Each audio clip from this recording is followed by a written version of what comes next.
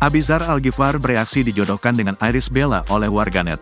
Pemain film Abizar Al-Ghifari menjadi sorotan publik setelah dirinya dijodohkan warganet dengan bintang sinetron Iris Bella. Warganet menjodohkan Iris Bella dengan Abizar Al-Ghifari dikarenakan mantan istri Amar Zoni itu sering mengikuti kajian dari Umi Pipik yang merupakan ibunda dari Abizar. Perjodohan itu dikarenakan Iris Bella sudah berstatus janda, sementara Abizar Al-Ghifari masih jomblo. Setelah jalinan asmaranya dengan Carissa Peruset tak diketahui kabar kebenarannya.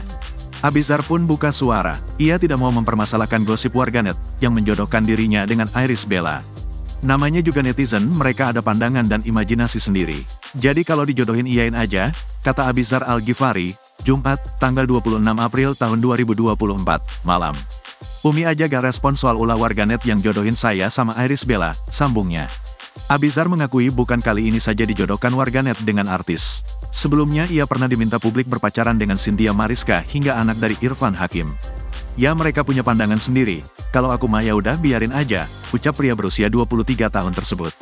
Anak dari mendiang Ustaz Jeffrey Al-Bukhari itu pun tidak terganggu dengan ulah warganet yang menjodohkan dirinya dengan Iris, sebab hal tersebut tidak akan mempengaruhi prinsipnya terhadap masalah asmara. Gua enggak risih, karena gua pribadi paham itu bukan hal yang bisa ganggu gua, bukan hal yang bisa mempengaruhi gua, let it flow aja, jelasnya.